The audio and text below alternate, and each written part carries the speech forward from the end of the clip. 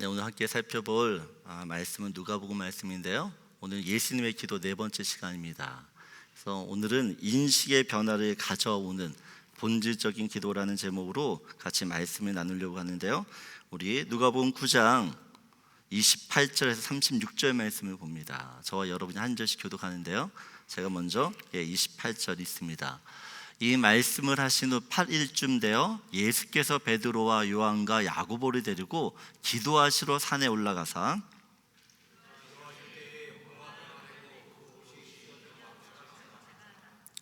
문득 두 사람이 예수와 함께 말하니 이는 모세와 엘리야라.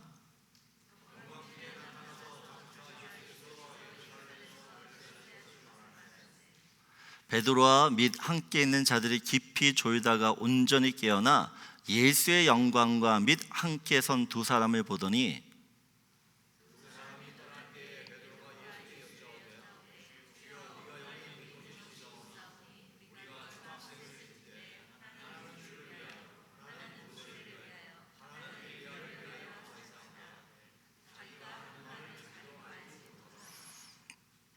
이 말 할 즈음에 구름이 와서 그들을 덮는지라. 구름 속으로 들어갈 때 그들이 무서워하더니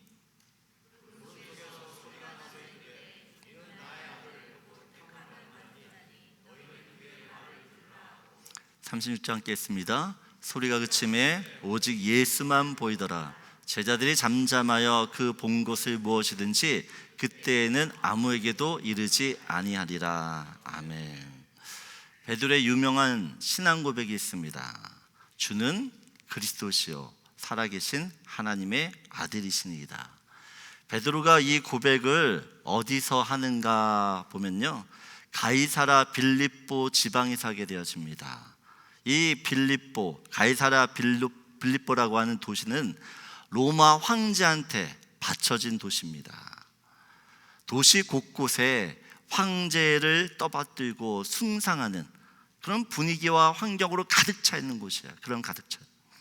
모든 사람들이 로마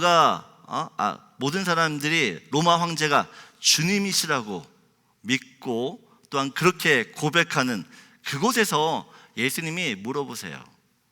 너희들이 생각하는 진짜 주는 누구냐? 오늘 우리가 살펴볼 이 변화선 사건은 베드로의 신앙 고백과 직접적인 또는 연결되어 있는 부분이 있습니다. 왜냐하면 베드로를 비롯하여 이 제자들이 생각하는 메시아관이 있었어요. 또한 예수님이 말씀하시는 메시아관이 있는데 이 메시아관이 너무나 다릅니다. 서로. 베드로가 예수님은 하나님의 그리스도이십니다 라고 고백하자마자 예수님께서 베드로가 고백했던 그 메시아, 그 하나님의 그리스도가 누구신지를 설명해 주세요.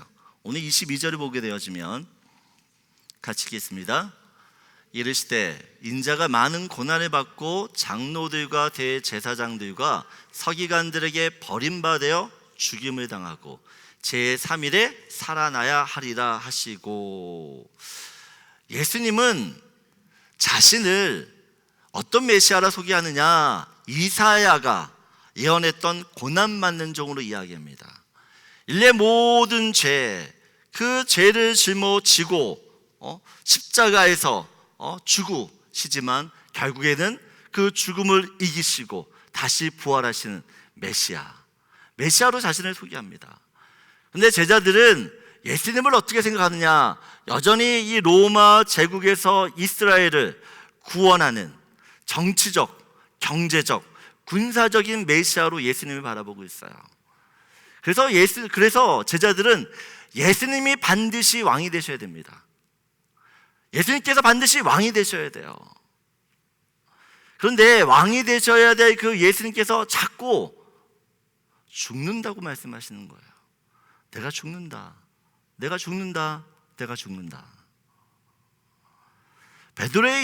베드로와 이 제자들이 그 예수님이 죽는다는 이야기를 들을 때마다 가슴이 철컹철컹 내려앉는 것이에요.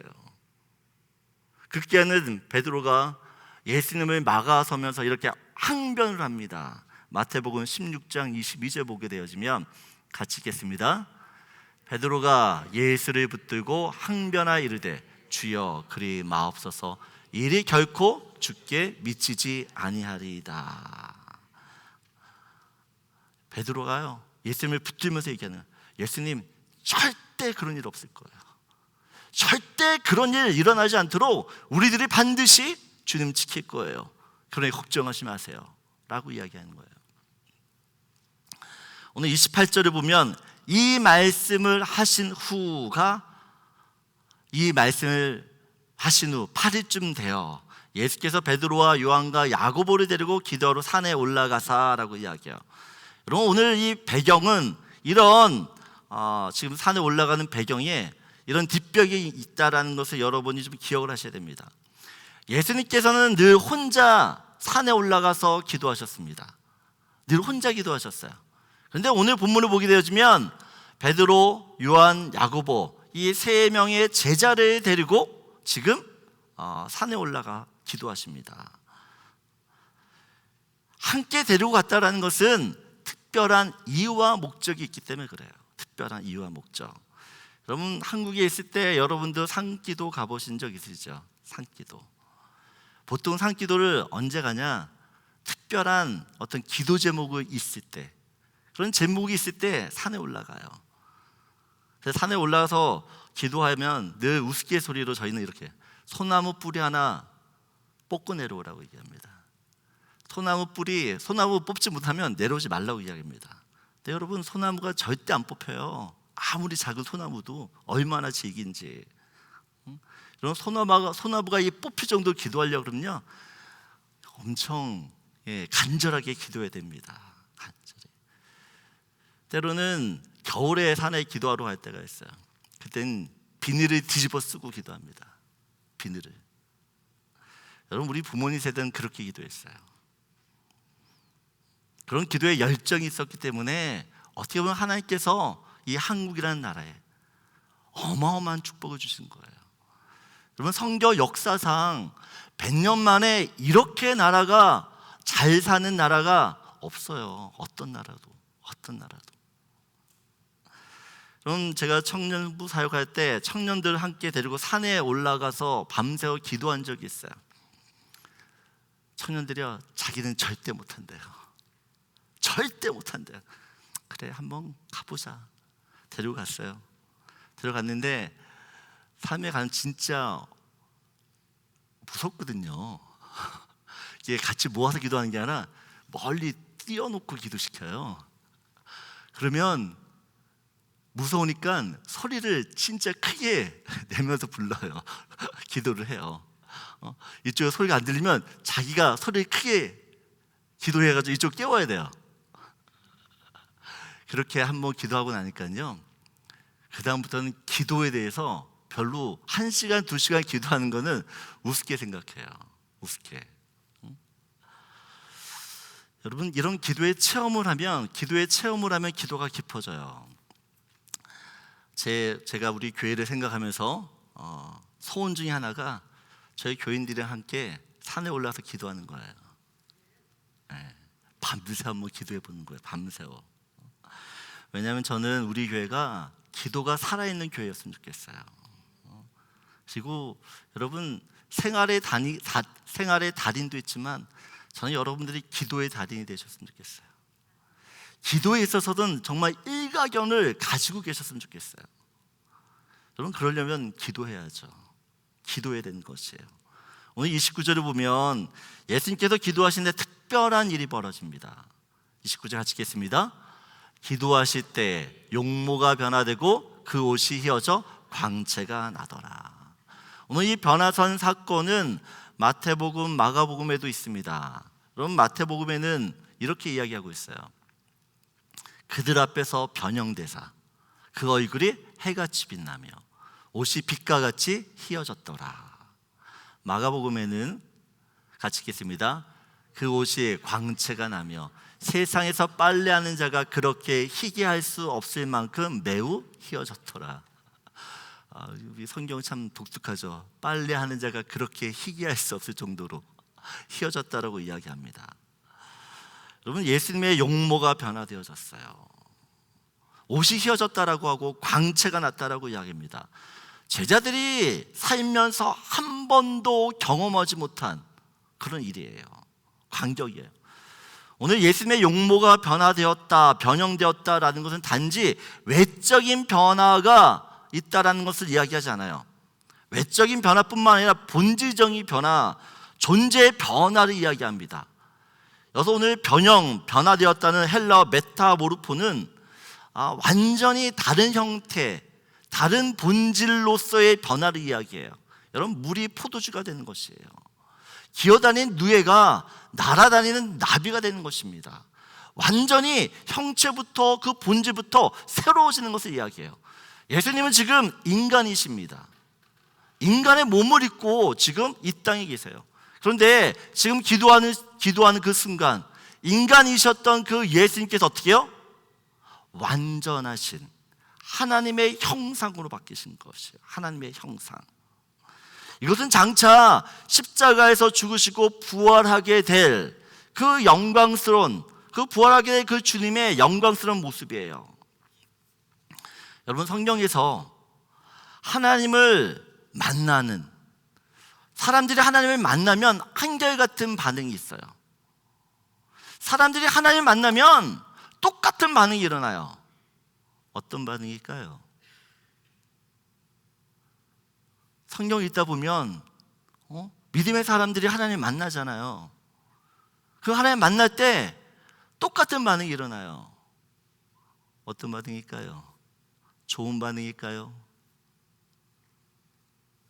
이사야서 6장 1절을 보게 되어지면 이사야 선지자가 기도하다가, 성전에서요 기도하다가 무엇을 보냐? 내가 본즉 주께서 높이 들린 보좌에 앉으셨는데 그의 옥자락은 성전에 가득하였고, 하늘 보좌에 계신 그 주님을 이사야가 봅니다. 근데 그 이사야가 하나님을 보자마자 5절을 보게 되어지면 같이 읽겠습니다.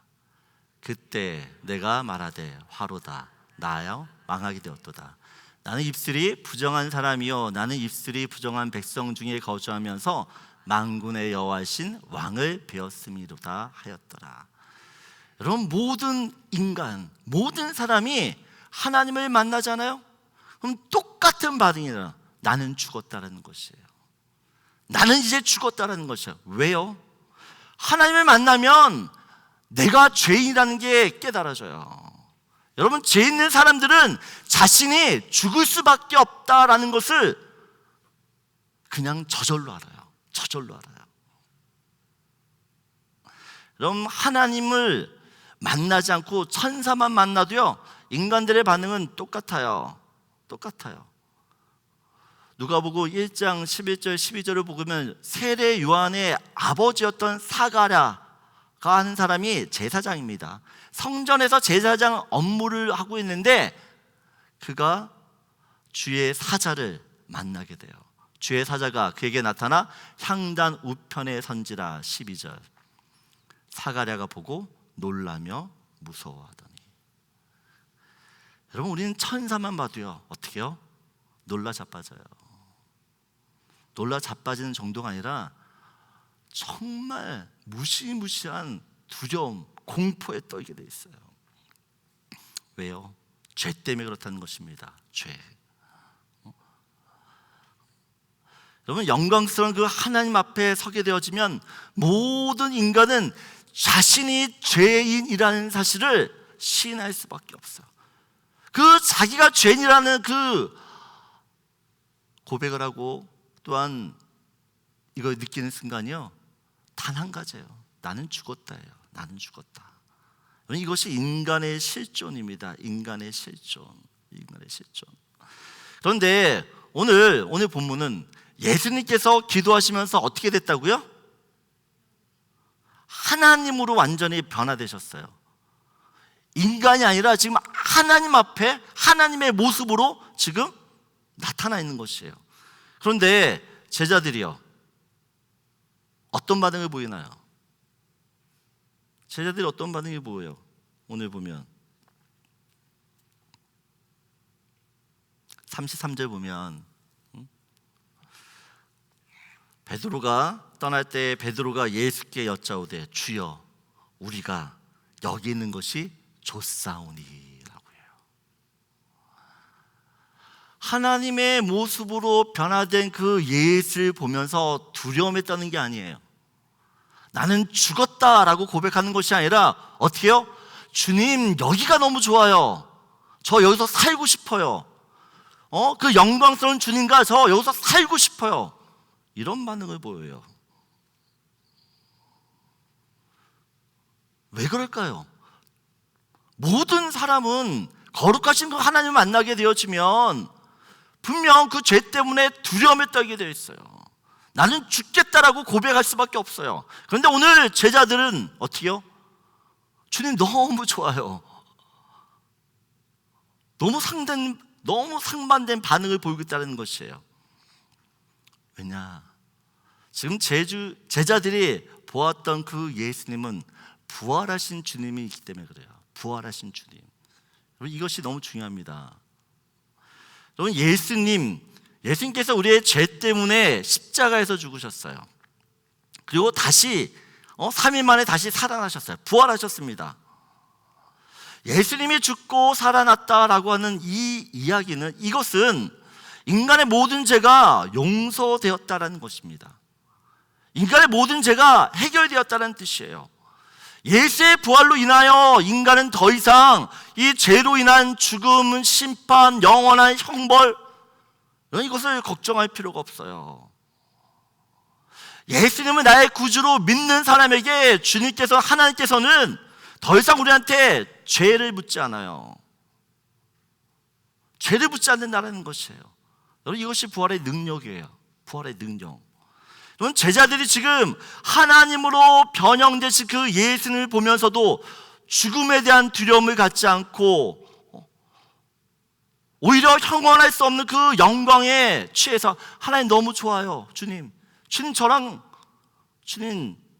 저는 여기서 주님과 영원히 있고 싶어요. 이렇게 고백하는 이유, 그 이유는 부활하신 주님 때문에 그렇다는 것이에요. 그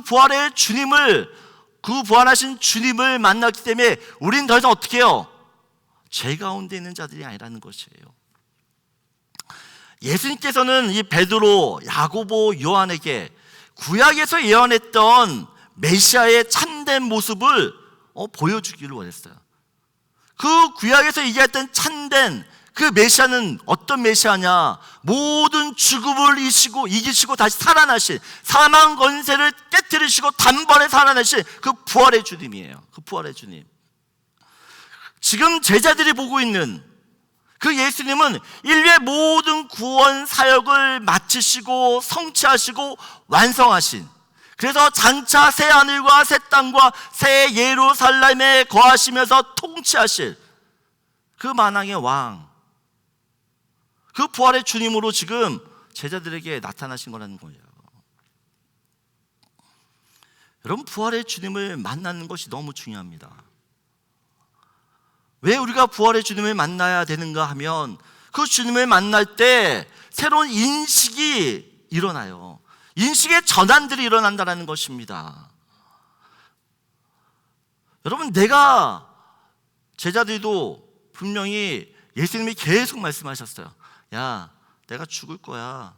근데 어떻게 해요? 다시 살아날 거라는 것을 이야기를 하거든요. 근데 제자들의 관심은 어디 있어요? 죽는 거에 관심이 있어요. 야, 내가 죽는데 다시 살 거야. 다시 살 거야. 다시 살 거야. 이야기를 해도 못 알아먹어요. 못 알아먹어요. 그리고 어떻게 해요? 직접 부활하신 모습, 직접 예수님이 부활하신 그 모습이 어떤 모습인지 제자들한테 보여주는 것이야. 야, 이거야, 이거. 이 부활의 주님, 그 부활의 주님을 보니까 제자들 어때요? 너무 좋은 거예요. 그 부활의 주님과 같이 있고 싶은 거예요. 여러분, 제자들은 예수님에 대한 그 생각과 인식이 세상적이었어요. 그래서 왕이 되셔야 되는 거예요. 왕이 되셔야지만 나도 잘 먹고 잘 사니까, 그분한테 떨어지는 게 있으니까 왕이 되셔야 되는 것이에요. 근데 이 부활의 주님을 만나니까 여러분, 세상 것들이 더 이상 여러분, 간신사가 아니에요. 세상이 싫은 거예요. 내려가기 싫은 거예요. 여기 있고 싶은 거예요. 주님 옆에, 부활하신 그 주님 곁에. 여러분, 인간이 가지고 있는 최대의 난제, 풀지 못하는 문제가 바로 죽음입니다. 이 세상 어떤 통치자도, 어떤 권력자도 여러분, 죽음 앞에는 다 무기력해요. 그래서 모든 인간은 늘 이 사망, 이 죽음으로 인하여 공포에 사로잡혀 있어요. 그 죽음에서 파생되어지는 삶의 문제, 고통, 그것 때문에 힘들어해요. 근데 성경은 이야기하죠. 인간의 죽음은 뭐 때문이라고요? 인간의 죽음은 뭐 때문이에요? 죄의 삭은 사망이에요. 그래서 죄 문제가 해결되어지면 죽음의 문제도 깨끗이 해결돼요. 죄의 문제만 해결되어지면 죽음의 문제도 끝까지 깨끗이 해결된다는 것이에요. 그 죽음에서 파생되어지는 질병, 어떤 삶의 문제나 고통, 그러면 이것이 문제가 안 돼요. 그래서 우리 인간에게 예수님께서 죽으시고 다시 살아나셨다라고 하는 이 부활의 소식은 우리한테는 너무 복된 소식이에요. 복음이라는 것이에요. 복음. 왜냐하면 죽음에서 다시 살아나신 그 예수, 그 부활의 능력이 어떻게요? 우리에게도 주어졌기 때문에. 여러분에게도 그 부활의 능력이 있다는 것이에요. 그래서 여러분이 죽지만 다시 산다는 것입니다. 근데 우리가 단지 나중에 우리의 호흡이 끝나고 사는, 여러분, 이런 삶, 이런 것도 있지만 또 다른 거는 지금도 그 부활의 능력이 우리 안에 있다는 것이에요. 여러분, 에베소서 1장 19절 20절 말씀 보면 사도 바울이 에베소 교회에 있는 교인들을 위해 기도를 해요. 4가지 기도를 합니다. 4가지. 4가지 기도 중에 한 가지 기도 제목이 무엇이냐라고 할 때 그 중 하나가 하나님께서 너희 믿는 자에게 어떤 능력을 주셨는지 좀 깨닫기를 원한다. 사도 바울이 에베소에 있는 교인들을 위하여 4가지 기도 제목을 하는데 그 기도 중에 하나가 어떤 기도냐? 하나님이 너희들에게 능력을 주셨어. 믿는 자에게 능력을 주셨어. 그 능력이 어떤 능력인지를 알기를 원한다. 알기를 깨닫기를 원하는 기도 제목이에요. 그래서 그때 하나님의 능력은 어떤 능력이냐라고 이야기할 때 에베소서 없나요? 1장 20절에 보게 되어지면 이렇게 이야기해요. 19절 보면 이렇게 얘기합니다. 그의 힘의 위력으로 역사하심을 따라 믿는 우리에게 베푸신 능력의 지극히 크심이 어떠한 것을 너희로 알게 하기를 구하노라 라고 이야기해요. 보면 어떻게요? 믿는 우리에게 베푸신 능력의 지극하심이 어떠한지를 알기를 원한다. 믿는 자에게 하나님께서 능력을 베푸셨다는 것이에요. 능력. 근데 그 능력이 어떤 능력이냐라고 할 때 20절 이렇게 그의 능력이 그리스도 안에서 역사하사 죽은 자들 가운데서 다시 살리시고. 어떤 능력이에요? 우리 안에 어떤 능력이 있다고요? 죽으시고 다시 살아나게 하신 그 부활의 능력을 우리에게 주셨다라고 이야기해요. 우리한테. 그러면 여러분 예수를 믿는다면 그 능력이 여러분에게도 있나요, 없나요? 그럼 이거 기억하셔야 돼요. 우리가 예수를 믿었다라는 게 엄청난 일이에요. 어마어마한 일이에요. 사망의 모든 권세를 깨뜨린 그 부활의 능력이 어떻게요? 우리에게도 동일하게 주어졌다는 거예요. 동일하게. 그래서 정말 여러분이 예수를 믿었다면, 아니 예수님을 정말 믿는다면 학벌이 딸려도, 돈이 없어도, 질병이 걸려도, 남들에게 있는 그 어떤 것이 없어도요, 여러분 괜찮아요. 왜요? 우리는 그거보다 더 큰 사망을 이긴, 죽음을 이긴 그 부활의 능력을 어떻게 해요? 우리가 가지고 있기 때문에. 여러분, 내가 가진 능력이 어떤 능력인지 아셔야 돼요. 여러분이 지금 내 안에 어떤 능력이 있는지를 아셔야지만 내가 겪고 있는 이 문제들, 어떤 고난들, 여러분 이것 때문에 넘어지지 않아요. 왜 내 인생은 맨날 이래? 내가 정말 제일 불쌍해. 내 안에 능력이 있는 사람은 그런 말 안 해요. 많은 크리스찬들이 교회에 다녀도요, 예수를 몰라요. 자기가 어떤 능력을 가지고 있는지 모르기 때문에 제자들처럼 늘 걱정하며 살아요. 예수님은 죽으면 안 되는데, 예수님은 죽으시면 안 되는데, 예수님 왕이 되셔야 되는데.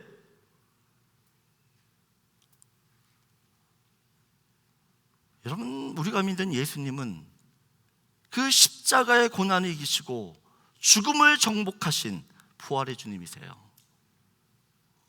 그 부활의 주님을 모르기 때문에, 그 부활의 주님을 만나지 않았기 때문에 늘 신앙생활하면서도 낙심하는 것이고 염려하는 것이고 침륜에 빠진 자처럼 늘 그렇게 힘없이, 기쁨이 없어요.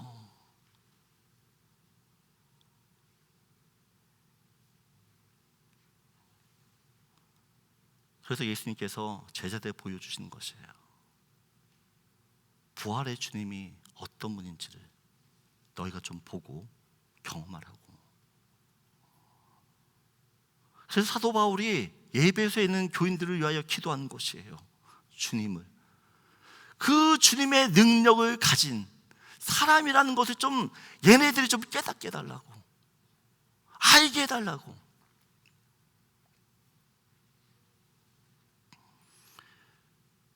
그럼 부활의 능력을 할 때 세상이 달라지는 것이에요. 여러분, 전에는 사망 권세 때문에 죽음의 문제만 생각하면 그렇게 겁이 났어요. 그래서 나이 들면 늘 무슨 얘기예요? 건강 얘기예요. 약 얘기예요.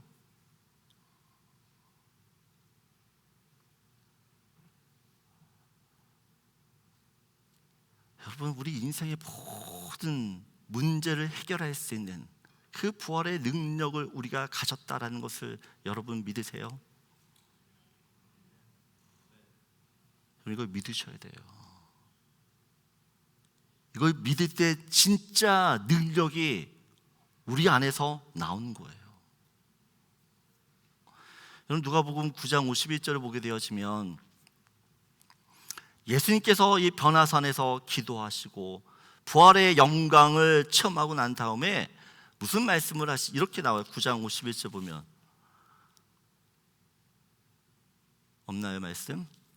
9장 51절에 이렇게, 예수께서 승천하실 기약이 차감해 예루살렘을 향하여 올라가기로 굳게 결심하시고 라고 이야기해요. 변화산에서 예수님이 기도하면서 부활의 체험을 합니다. 그 부활 체험을 한데 예수님께서 어떻게 한다고요? 예루살렘으로 올라가기로 굳게 결심했대요. 굳게. 십자가의 그 고난의 길을 담대히 걸어갈 수 있는 힘을 얻은 거예요. 힘을. 마찬가지로 제자들 또한 이 부활의 주님을 만나야지만, 이 부활의 주님을 만나면서 예수님이 말씀하셨던 그 십자가를 이해합니다. 그 부활의 주님을 만났기 때문에 이제 그 십자가를 이해하게 돼요. 이해를 하게 돼요. 그리고 어떻게 해요? 제자들도 예수님처럼 자신의 십자가를 지고 어떻게 해요? 예수님을 쫓게 되는 것이에요. 제자들이 어떤 능력이 있어서 어떤 힘이 있기 때문에 그런 것이 아니에요. 그 부활의 주님을 내가 만났기 때문에, 그 능력이 내 안에 있음을 믿기 때문에. 여러분, 빌립보서 1장 6절을 보게 되어지면 이런 말씀이 있어요. 너희 안에 착한 일을 시작하신 이가 그리스도 예수의 날까지 이루실 줄을 우리는 확신하노라. 여러분, 하나님께서 우리 안에서 어떻게 해요? 착한 일을 시작하셨대요. 여러분 안에 일을 시작하시는 그 분이 어떤 능력을 가진 분인지 여러분 아셔야 돼요. 그래서 여러분 인생 포기하지 마셔야 돼요. 실망하지 말아야 되는 것이에요. 죄 지었다고 나는 안 돼 그러면서 예수님이 떠나시면 안 돼요. 멀리하면 안 돼요. 왜요? 우리에게는 죽음도 이긴 그 부활의 능력, 죽음도 나를 어찌할 수 없는 그 부활의 능력을 내가 가지고 있고, 그 능력이 내 안에서 지금도 역사하고 있기 때문에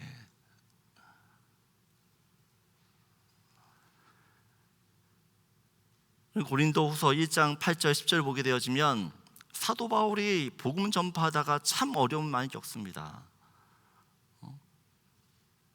참 어려움을 많이 겪어요. 그래서 그가 이렇게 고백하잖아요. 형제들아, 우리가 아시아에서 당한 환난을 너희가 모르기를 원하지 아니한다. 힘에 격도록 심한 고난을 당하여 사의 소망까지 끊어졌다. 9절에 이렇게 해요. 우리는 우리 자신이 사형 선고를 받은 줄 알았다. 이건 죽었다라는 것이에요. 바울은 지금 죽었다라는 거, 나 이제 죽었다라는 것이에요. 그런데 그런 죽음에서 앞에서 바울이 당당한 것은 이 죽음에서도 두려워하지 않아요. 왜요? 보면 우리로 자기를 의지하지 말고 오직 죽은 자를 다시 살리시는 하나님만 의지하게 하십니다. 사도 바울은 부활의 능력이 무엇인지를 알았어요. 그래서 자기가 죽을 수밖에 없는 그런 상황에 놓여 있지만 그럼에도 불구하고 어떻게 해요? 주님이 반드시 나를 살릴 거야. 그 주님만 의지하면 난 살 거야 라고 하는 이 믿음을 놓지 않아요. 오히려 10절을 보게 되었으면 오히려 다른 사람을 위로한다는 것이에요. 큰 사망에서 우리를 건지셨고 또 건지실 것이며 이후에도 건지시기를 그에게 바라노라. 여러분이 어떤 고난에 빠지셨어요? 주님이 건지실 것이에요. 과거에 건지셨던 것처럼 건지시고 또 건지실 것이에요.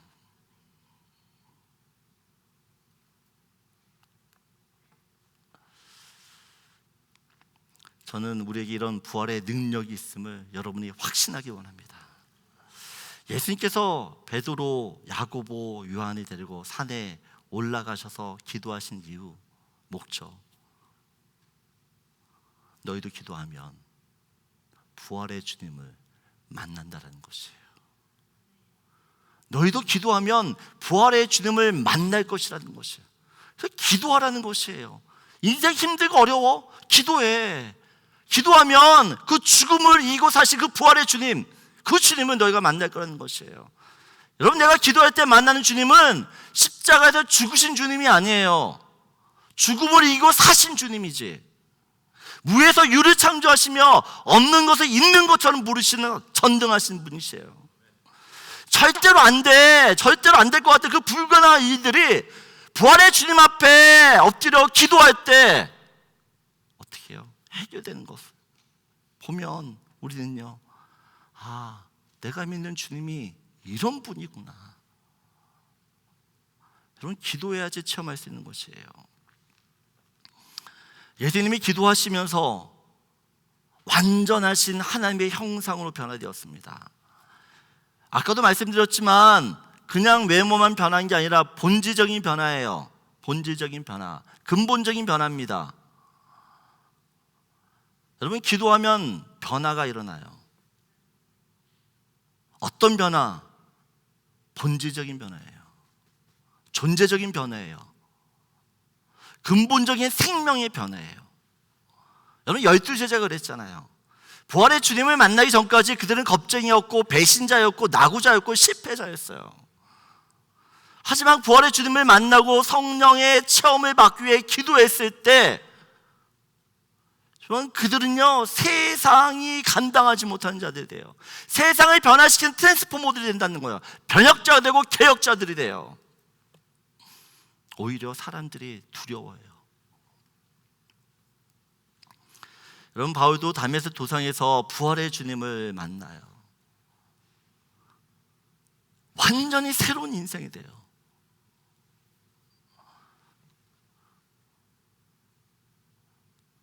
목사님, 사도 바울은 기도하지 않았잖아요. 기도하지 않았는데 부활하신 주님 만나주셨잖아요. 여러분, 사도 바울이 직접적으로 기도하지 않았지만 사도 바울을 위해서 수많은 사람들이 기도한 거 아세요? 여러분, 초대교회 사도 바울이, 사울이죠. 변화받기 전에 사울이 예수 믿는 사람들 어떻게 해요? 쫓아다니면서 잡아 죽이잖아요. 그때 초대교회 성도들이 어떻게 기도했을까요? 그 바울 위해서 어떻게 기도했을 것 같아요? 하나님, 저 바울 좀 말려주세요. 저 바울 좀 변화시켜주세요. 아마 이렇게 변화될 줄은 몰랐을 거예요, 그들도. 근데 분명 그 초대교회 성도들의 그 바울을 위한 기도가 여러분 바울을 변화시켰어요. 저는 그렇게 믿어요. 왜냐하면 저도 그런 사람이었기 때문에. 여러분, 저도 제가 기도해서 변화되었다라고 저는 생각하지 않아요. 저를 위해 기도해 주신 부모님이 계셨고, 저를 위해 기도해 주셨던 목사님이 계셨고, 저를 위해 기도해 주셨던 수많은 성도들이 있었기 때문에 제가 변화된 거예요.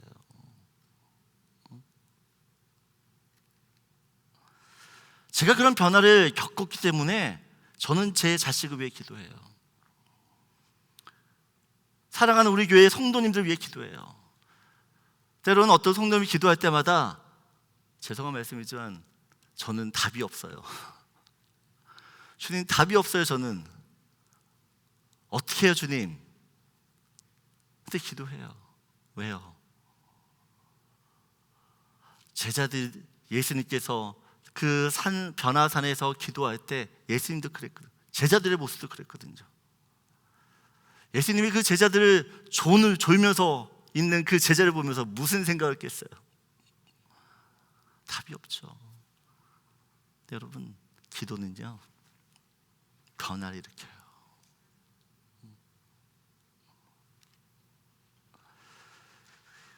저는 기도 중에 제자들처럼 여러분들이 부활의 주님을 만나셨으면 좋겠습니다. 기도하면서 내가 믿고 있던, 내가 알고 있던 그 예수님에 대한 잘못된 그 선입관들, 관념들, 그 지식들이 깨졌으면 좋겠어요. 기도하면 변화가 일어나요. 내 생각이 바뀌고 내 마음이 바뀌고 내 행실이 바뀌어요. 본질적인 변화가 일어난다는 것이에요. 왜요? 내 안에 계신, 내 안에 착한 일을 시작하신 그 주님이 나를 가만두지 않기 때문에. 여러분, 기도는 절대 나를 가만두지 않아요. 나를 가만두지 않던가 세상이 나를 가만두지 않아요. 여러분, 기도는요, 나를 변화시키든지 다른 사람을 변화시키든지.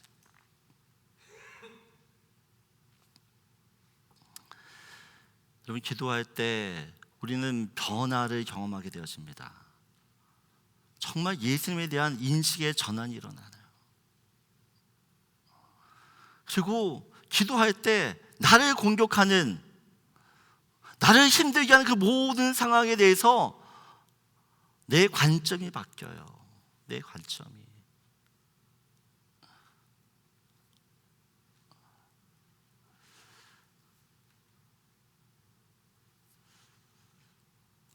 다시 한번 오늘 여러분에게 부활의 능력이 있다는 것들을 확신하셨으면 좋겠습니다. 그 능력이 여러분의 삶을 이끌게 하셔야 돼요.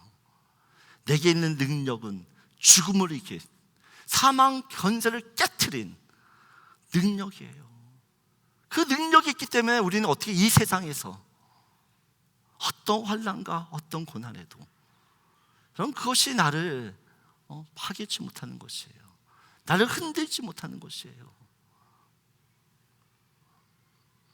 사순절 넷째 주간입니다. 이번 한 주간 여러분 안에 있는 그 부활의 능력, 죽음을 이기고 사신 그 부활의 능력을 내가 믿는다 그러면 여러분의 모든 문제들로 인하여 여러분 힘들어하지 않게 될 것이에요. 부활의 주님을 만나십시오. 그 부활의 주를 만나야지만 내 인생이 예수 믿는다는 것이 어떤 기쁨인지를 깨닫게 돼요. 이 시간 다 같이 기도하는 시간을 갖도록 하겠습니다.